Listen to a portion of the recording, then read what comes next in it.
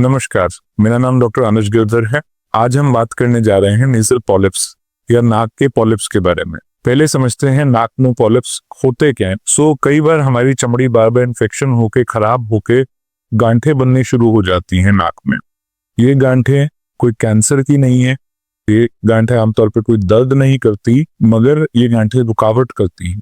नाक के दोनों तरफ ऊपर भी पीछे भी साइनस होते हैं। आमतौर पे गांठें साइनस से निकल के आ रही होती हैं। अब समझते हैं कि ये किन लोगों में होती है। पहले तो अगर हमें एलर्जी की दिक्कत है, नजले की दिक्कत है, एलर्जिक राइनाइटिस की दिक्कत है, तो हमें काफी ज्यादा चांस है कि ये होगा। दूसरा, अगर हमारे साइनस में बार बार इन्फेक्शन होता है, साइनसाइटिस रहता है, साइनस की इन्फेक्शन रहती है क्रॉनिक, तो हमारे अंदर नाक में पॉलिप होने के चांसेस ज्यादा है। फिर आता है अगर हम अस्थमैटिक हैं, दमे की दिक्कत है, तब भी पॉलिप होने के चांस है।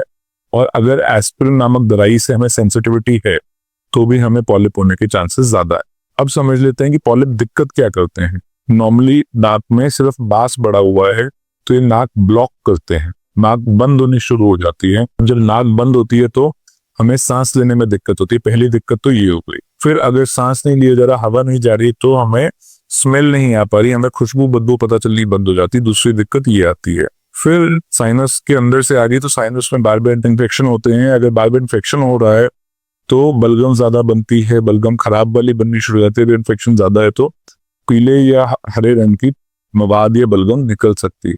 अगली चीज ये है कि अगर साइनस के अंदर है तो ये सर दर्द भी कर सकते हैं, चेहरे पे भारीपन कर सकते हैं। अगर बहुत ज्यादा बढ़ जाते हैं तो इनके प्रेशर से आंखों पे जोर आना शुरू हो सकता है और इससे खराटे भी आ सकते हैं। तो हमें पता कैसे चलेगा कि पॉलिप्स हो रहे हैं कि कोई और बीमारी है? सिंपल है कि हम अपने डॉक्टर के पास जाएंगे। अगर पॉलिप्स बहुत ज्यादा है तो बाहर से ही लाइट लगा के हेडलाइट से देखने पे पता चल जाता है पॉलिप का। अगर उतने नहीं है तो कई बार दूरबीन की जांच में पकड़ में आता है।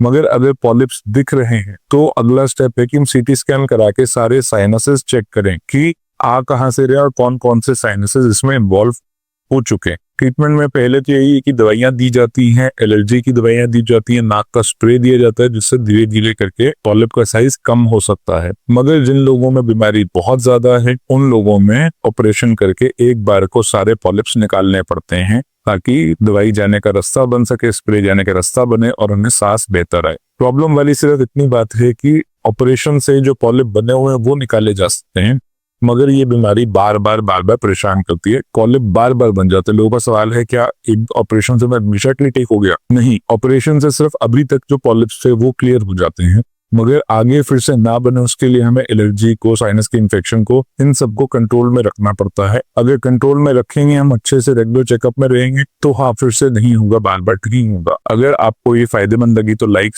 शेयर और सब्सक्राइब करें। Thank you.